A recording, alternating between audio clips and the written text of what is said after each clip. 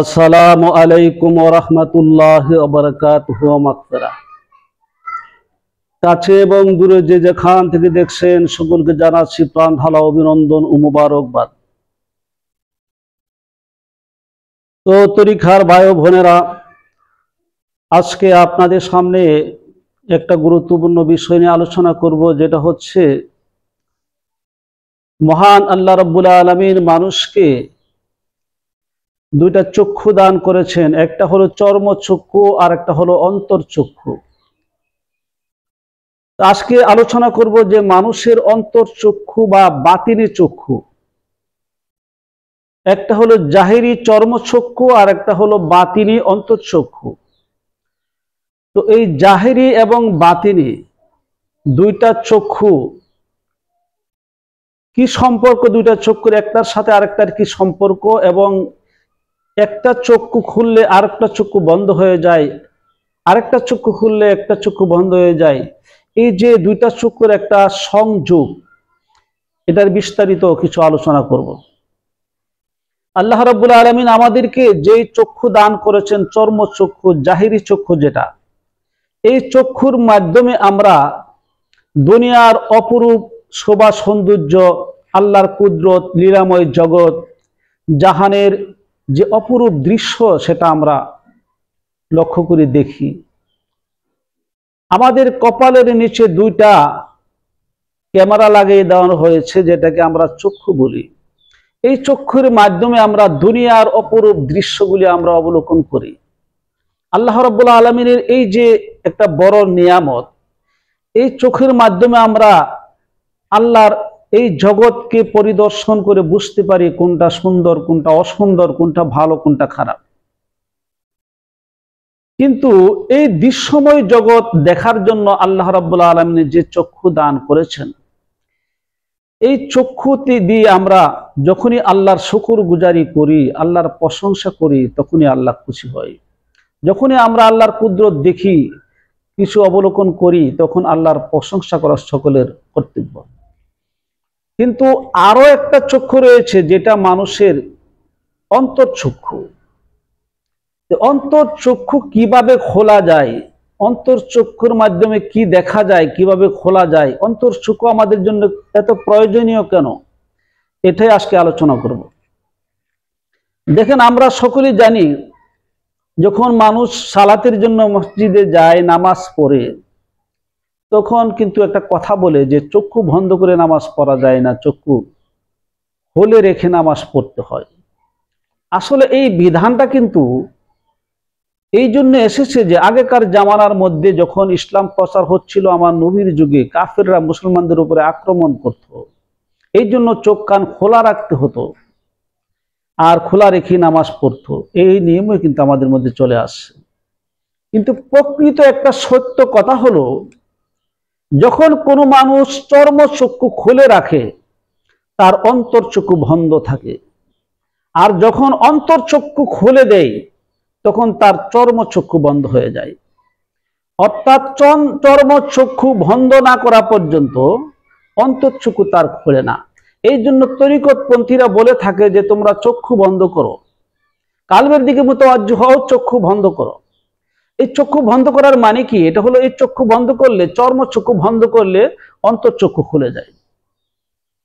এখন প্রশ্ন হলো, আপনি প্রশ্ন করতে পারেন যে আমরা তো চর্মচক্ষু খুললে দুনিয়াটারে অপরূপ দৃশ্যময় লীলাগুলি আমরা দেখি, কিন্তু অন্তরচক্ষু যে খুলে যায়, এটা কি করে বুঝবো? আমরা যখন চর্মচক্ষু বন্ধ করে দেই, তখন যদি অন্তরচক্ষু খুলে যায়, তাহলে আমরা তো কিছু দেখি না। অন্তরচক্ষু দিয়ে যে আল্লাহর কুদরত গুলি তো আমরা দেখতে পাচ্ছি না, তাহলে অন্তরচক্ষু খুললো কিভাবে? হ্যাঁ, এটারও কারণ আছে, একটা জিনিস বুঝতে হবে। দেখেন, আমাদের এই চর্মচক্ষু দিয়ে আমরা কিন্তু অপরূপ দৃশ্য আল্লাহ দেখতে পারি, আল্লাহর জগৎকে দেখতে পারি। কিন্তু একটা জিনিস কি আপনি লক্ষ্য করেছেন? যখন রাত্র হয়, অন্ধকারের মধ্যে কিন্তু আপনার চক্ষু খোলা থাকলেও আপনি দেখেন না। তো কেন দেখেন না? এর একটাই মাত্র কারণ, আলো বা নূর। আল্লাহ বলেছেন, আল্লাহু নূরুস সামাওয়াতি ওয়াল আরদ, আল্লাহ আসমান জমিনের নূর। আমরা চন্দ্র সূর্যকে দেখি, কিন্তু চন্দ্র বা সূর্য যদি উদয় না হতো, উদয় না হয়, তাহলে আপনার চর্মচক্ষু খোলা থাকলেও আপনি দেখবেন না। কারণ রাতের বেলা অন্ধকারের মধ্যে কিন্তু আমরা তাকাই থাকলেও দেখি না।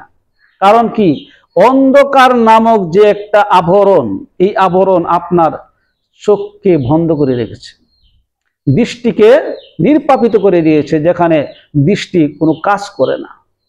ঠিক মানুষের অন্তর চক্ষুর মধ্যে যদি এই চর্মচক্ষু বন্ধ করে দেন, অন্তর চক্ষু খুলে দেওয়ার পরও আপনি দেখবেন না।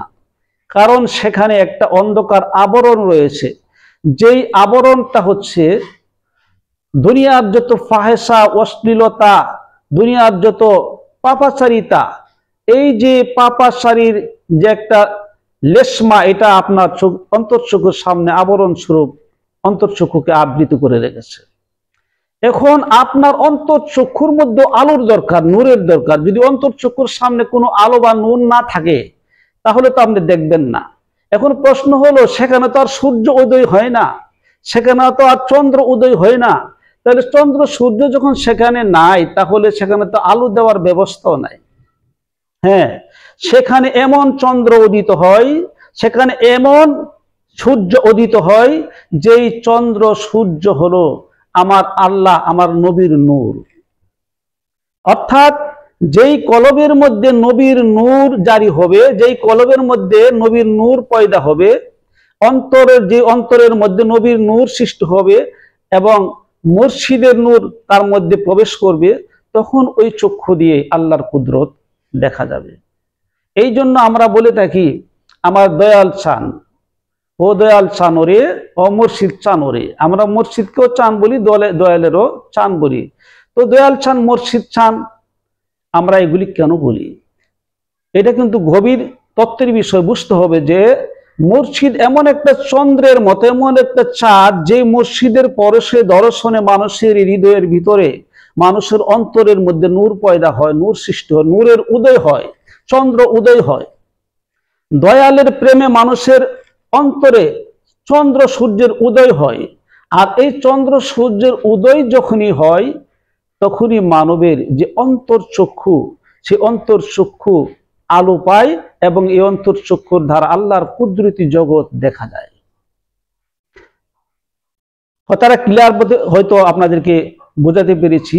তাহলে ওই অন্তর্চক্ষু যদি খুলতে হয়, আমাদের কিছু করণীয় আছে। দেখেন, একটা লাইট যদি আপনি এলইডি লাইট ব্যবহার করেন, এই লাইটের কিন্তু একটা কারিগর রয়েছে। ওই কারিগরকে যদি জিজ্ঞাসা করেন লাইটটা কিভাবে বানানো হয়েছে, যে এই লাইটের ভিতরে কিছু ছোট ছোট ক্ষুদ্র ক্ষুদ্র লাইটের কণা বা ইলেকট্রিক ডিভাইস আছে, যেমন আইসি আছে, এরপরে বিভিন্ন রেসিস্ট্যান্ট আছে, বা অনেক প্রকারের কিছু কিছু ক্ষুদ্র ক্ষুদ্র পার্টস আছে, যেগুলি সংযোজন করে তারপরে যখন কারেন্টে সুইচ দেওয়া হয় তখন ফোকাস করে আলো জ্বলে ওঠে। তো ঠিক আপনার এই কালবের, আপনার এই অন্তরের চক্ষু যদি খুলতে হয়, সেখানে খুললেন, ঠিক আছে, মুর্শিদের পরশে দর্শনে খুললেন, কিন্তু সেখানে যদি লাইটকে উদয় করতে হয়, যদি সেখানে বাল্ব ফিট করতে হয়, তাহলে এখানে কিছু পার্টস লাগে, এখানে কিছু সংযোজন লাগে, নূরের কানেকশন লাগে।